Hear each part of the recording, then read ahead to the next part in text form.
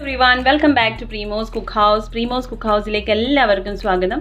ഇന്ന് നമ്മൾ തയ്യാറാക്കാൻ പോകുന്നത് കടായി പനീർ അല്ലെങ്കിൽ പനീർ മസാല റെസ്റ്റോറൻറ്റ് സ്റ്റൈൽ ആണെങ്കിലും ഇത് നമ്മൾ വീട്ടിലുണ്ടാക്കുമ്പോൾ റെസ്റ്റോറൻറ്റിനെക്കാട്ടിലും അടിപൊളിയായിട്ടുള്ള ടേസ്റ്റാണ്. അപ്പം നിങ്ങൾ എല്ലാവരും ഇതൊന്ന് ട്രൈ ചെയ്ത് നോക്കുക. അതുപോലെ ഇതിനകത്ത് ഞാൻ യൂസ് ചെയ്ത പനീർ അത് വീട്ടിൽ തന്നെ ഉണ്ടാക്കിയതാണ്. അപ്പം നിങ്ങൾക്ക് പനീറിൻ്റെ റെസിപ്പി വേണമെങ്കിൽ എനിക്ക് കമൻറ്റ് ചെയ്യുക, ഞാൻ പനീറിൻ്റെ റെസിപ്പി ഇടുന്നതായിരിക്കും. അപ്പോൾ നിങ്ങൾ എല്ലാവരും ട്രൈ ചെയ്യുമെന്ന് വിശ്വസിക്കുന്നു. അപ്പോൾ വീഡിയോ സ്റ്റാർട്ട് ചെയ്യുന്നതിന് മുമ്പേ ഇതുവരെ നിങ്ങൾ എൻ്റെ ചാനൽ സബ്സ്ക്രൈബ് ചെയ്തിട്ടില്ലെങ്കിൽ ഒന്ന് സബ്സ്ക്രൈബ് ചെയ്യുക. അതുപോലെ തന്നെ ലൈക്ക് ചെയ്യാനും ഷെയർ ചെയ്യാനും ഒപ്പം തന്നെ ആ ബെല്ലൈക്കനോട് ഒന്ന് പ്രസ് ചെയ്യുക. എന്നാലേ നിങ്ങൾക്ക് എൻ്റെ പുതിയ പുതിയ റെസിപ്പീസിൻ്റെ നോട്ടിഫിക്കേഷൻ ലഭിക്കുകയുള്ളൂ. എന്നാൽ നമുക്ക് സ്റ്റാർട്ട് ചെയ്യാം. നമുക്ക് കടായി പനീർ അല്ലെങ്കിൽ പനീർ മസാലയ്ക്കുള്ള മസാല ആദ്യം തയ്യാറാക്കിയെടുക്കാം. അപ്പോൾ അതിന് വേണ്ടി 1 ടീസ്പൂൺ ജീരകം വേണം. അതുപോലെ തന്നെ 1 ടീസ്പൂൺ നമുക്ക് പെരിഞ്ജീരകം വേണം. പിന്നെ 2 ടേബിൾ സ്പൂൺ മല്ലി വേണം. 1 ടീസ്പൂൺ കുരുമുളക് വേണം. അതുപോലെ തന്നെ ഒരു 3 തൊട്ട് 4 വരെ നമുക്ക് ഏലക്ക എടുക്കാം. ഇനി നമുക്കിത് ജസ്റ്റ് ആയിട്ടൊന്ന് ഡ്രൈ റോസ്റ്റ് ചെയ്തെടുക്കാം. ഓൺ ചെയ്ത് കൊടുത്തിട്ടുണ്ട്. ഇനി നമുക്കിത് ജസ്റ്റ് ഒന്ന് മൂപ്പിച്ചെടുക്കാം.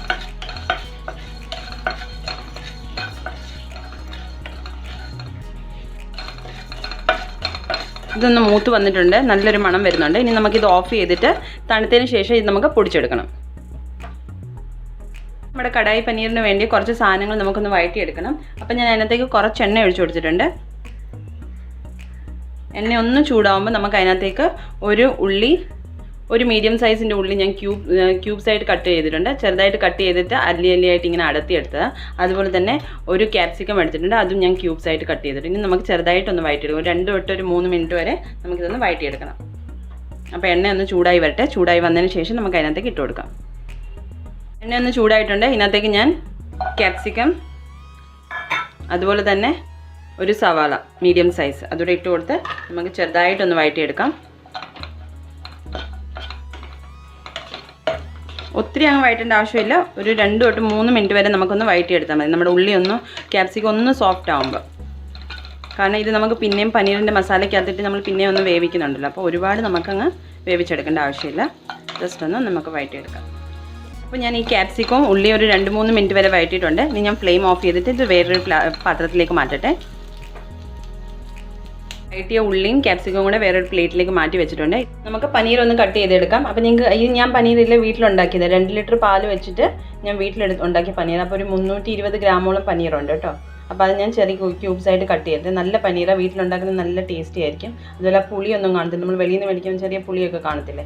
അപ്പോൾ നിങ്ങൾക്ക് ഇതിൻ്റെ റെസിപ്പി വേണമെങ്കിൽ കമൻറ്റ് ചെയ്താൽ മതി. അപ്പോൾ ഞാൻ ഇതിൻ്റെ റെസിപ്പിയോട് ഇട്ട് കൊടുക്കാം. ഓക്കെ, എന്നാൽ നമുക്കിത് കട്ട് ചെയ്തെടുക്കാം.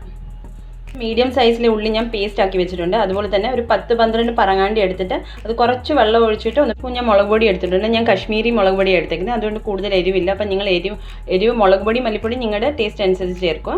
അതുപോലെ തന്നെ 2 ടീസ്പൂൺ തന്നെ മല്ലിപ്പൊടി എടുത്തിട്ടുണ്ട്. ആവശ്യത്തിന് ഉപ്പ്, പിന്നെ 2 ടീസ്പൂൺ അദ്രക് ലഹ്സുൻ്റെ ഇഞ്ചി വെളുത്തുള്ളിയുടെ പേസ്റ്റ് എടുത്തിട്ടുണ്ട്. 1/4 ടീസ്പൂൺ മഞ്ഞൾപ്പൊടി എടുത്തിട്ടുണ്ട്. അപ്പം ഞാൻ ഇതെല്ലാ അളവുകളും ഈ ഒരു സ്പൂൺ ഉപയോഗിച്ചാണ് എടുത്തേക്കുന്നത്. ഇനി നമുക്ക് ഗ്രേവി ഉണ്ടാക്കാൻ സ്റ്റാർട്ട് ചെയ്യാം.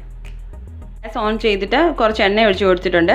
അപ്പോൾ അതിനകത്തേക്ക് നമുക്ക് ക്യൂബ്സായിട്ട് കട്ട് ചെയ്ത് വെച്ചിരിക്കുന്ന പനീർ ഇട്ട് കൊടുക്കാം. ഒരു 2-3 മിനിറ്റ് നമ്മൾ ആ ക്യാപ്സിക്കം ഉള്ളി ഒന്ന് വഴറ്റിയെടുത്ത പോലെ ഇതുകൂടെ ഒന്ന് ചെറുതായിട്ടൊന്ന് വഴറ്റിയെടുക്കണം. ഒന്ന് ഫ്രൈ ചെയ്തെടുക്കുമ്പോൾ ഒരു ടേസ്റ്റ് കിട്ടും. 2-3 മിനിറ്റ് വരെ ഫ്രൈ ചെയ്തിട്ട് കൊടുത്തിട്ടുണ്ട്. നിങ്ങൾക്ക് കാണാം ഒരു കളറൊക്കെ ഒന്ന് മാറി. ഇനി നമുക്ക് ഫ്ലെയിം ഓഫ് ചെയ്തിട്ട് ഇത് വേറൊരു പാത്രത്തിലേക്ക് മാറ്റി വെക്കാം. അപ്പോൾ ഞാനിവിടെ പനീർ ഫ്രൈ ചെയ്ത് വേറൊരു പ്ലേറ്റിലേക്ക് മാറ്റി നിങ്ങൾക്ക് കാണാം. അതുപോലെ തന്നെ ആ പാനിലേക്ക് തന്നെ നമുക്കിനി ബാക്കിയുള്ള മസാലകളെല്ലാം ഫ്രൈ ചെയ്തെടുക്കാം. ഇത് ഫ്രൈ ചെയ്ത ആ പാനിലേക്ക് തന്നെ ഞാനൊരു 2 ടേബിൾ സ്പൂൺ എണ്ണ ഒഴിച്ച് കൊടുത്തിട്ടുണ്ട്. എണ്ണ ഒന്ന് ചൂടായി തുടങ്ങി. അതിനകത്തേക്ക് നമുക്ക് കുറച്ച് ജീരകം ഇട്ട് കൊടുക്കാം. ജീരകം ഒന്ന് മൂത്ത് വരുമ്പോൾ നമുക്ക് ഉള്ളി പേസ്റ്റ് ആക്കി വെച്ചേക്കുന്നത് ഇട്ട് കൊടുക്കാം.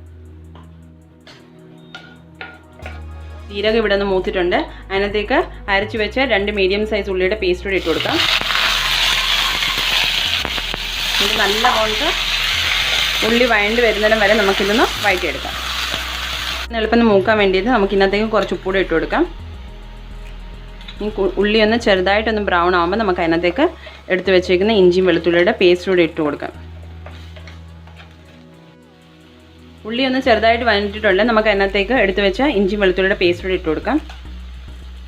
അതുകൂടി ഇട്ട് കൊടുത്തതിന് ശേഷം ഇനി നല്ല പോണക്ക് നമുക്ക് നമ്മുടെ ഉള്ളിയും ഇഞ്ചിയും നല്ലവണ്ണം വഴണ്ട് വരുന്നിടം വരെ മൂപ്പിക്കണം. ഉള്ളിയും ഇഞ്ചിയും വെളുത്തുള്ളിയുടെയും പേസ്റ്റ് എല്ലാം നല്ലവണ്ണം മൂത്ത് വന്നിട്ടുണ്ട്. ഇനി അതിനകത്തേക്ക് നമുക്ക് ഇതുകൂടെ ചേർത്ത് കൊടുക്കാം. ഞാൻ മുളക് പൊടിയും മല്ലിപ്പൊടിയും മഞ്ഞൾപ്പൊടിയും അതിനകത്തോട്ട് കുറച്ച് വെള്ളം ഒഴിച്ചൊന്ന് മിക്സ് ചെയ്തെടുത്താൽ, അത് നിങ്ങളെ കാണിച്ച് അതിനകത്ത് തന്നെ കുറച്ച് വെള്ളം ഒഴിച്ചിട്ട് ജസ്റ്റ് ഒന്ന് മിക്സ് ചെയ്തെടുത്താൽ അതുകൂടെ ഇതിനകത്തേക്ക് ഒഴിച്ചു കൊടുക്കാം. ഇനി നല്ലവണ്ണം ഈ മസാല ഒന്ന് മൂത്ത് വരുന്നിടം വരെ നമുക്ക് ഇതുകൂടെ ഒന്ന് ഫ്രൈ ചെയ്തെടുക്കാം. എല്ലാം ചേർത്തതിന് ശേഷം അത് നല്ലവണ്ണം മൂത്ത് വന്നിട്ടുണ്ട്. ഇനി അതിനകത്തേക്ക് നമുക്ക് ടൊമാറ്റോ പേസ്റ്റ് ചെയ്ത് വെച്ചതുകൂടെ ഒഴിച്ചു കൊടുക്കാം. ഇനി അതും നമുക്ക് നല്ലവണ്ണം ഒന്ന് മൂപ്പിച്ചെടുക്കണം. എണ്ണ ഇതിന് മുകളിൽ തെളിഞ്ഞ് വരുന്നതിന് വരെ നമുക്ക് മൂപ്പിക്കണം. അപ്പോഴേ നമ്മുടെ പെർഫെക്റ്റ് മൂത്തെന്ന് നമ്മൾ മനസ്സിലാക്കാം.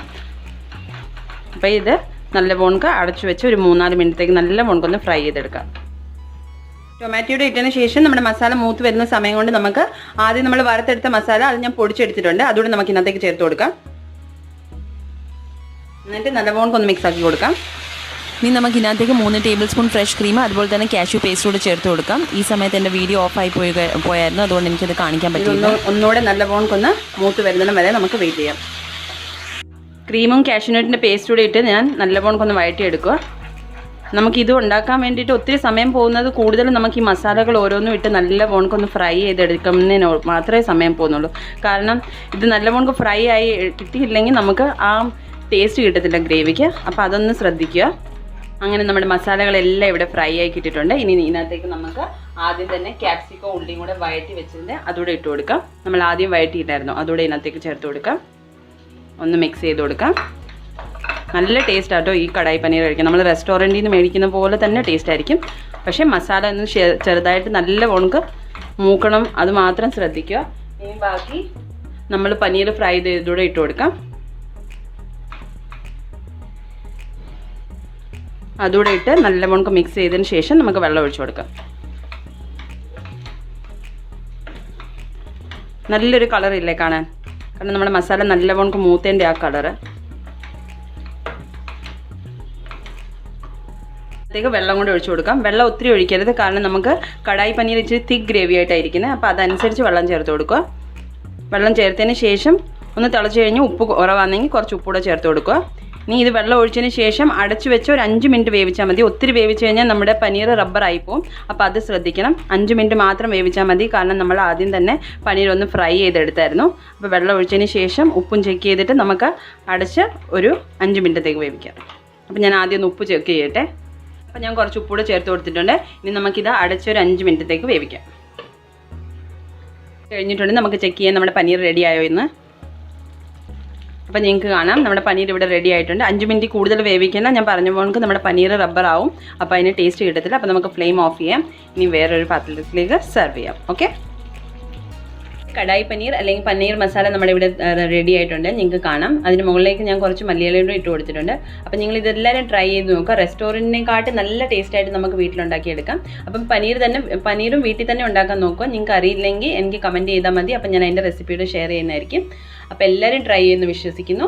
കുറച്ച് സമയം എടുക്കും മസാലയൊക്കെ ഫ്രൈ ചെയ്യാൻ, അല്ലാതെ ഒരു കുഴപ്പമില്ല. എളുപ്പം തന്നെ നിങ്ങൾക്ക് എല്ലാവർക്കും തയ്യാറാക്കി എടുക്കാൻ പറ്റും. അപ്പോൾ നിങ്ങൾക്ക് എൻ്റെ വീഡിയോസ് ഇഷ്ടപ്പെട്ട് കഴിഞ്ഞാൽ ലൈക്ക് ചെയ്യാനും ഷെയർ ചെയ്യാനും ഒപ്പം തന്നെ സബ്സ്ക്രൈബ് ചെയ്യാനും മറക്കരുത്. പിന്നെ നിങ്ങളുടെ കമൻറ്റിലൂടെ എന്നെ അറിയിക്കുക. നിങ്ങൾക്ക് ഇഷ്ടപ്പെട്ടാലും പറ്റില്ലെങ്കിലും എന്തോന്ന് വെച്ചാൽ അതിൻ്റെ കമൻറ്റിലൂടെ ചെയ്യുക. അപ്പോൾ വീണ്ടും അടുത്തൊരു വീഡിയോ ആയിട്ട് കാണാം. അതുവരെ എല്ലാവർക്കും ബൈ, ടേക്ക് കെയർ.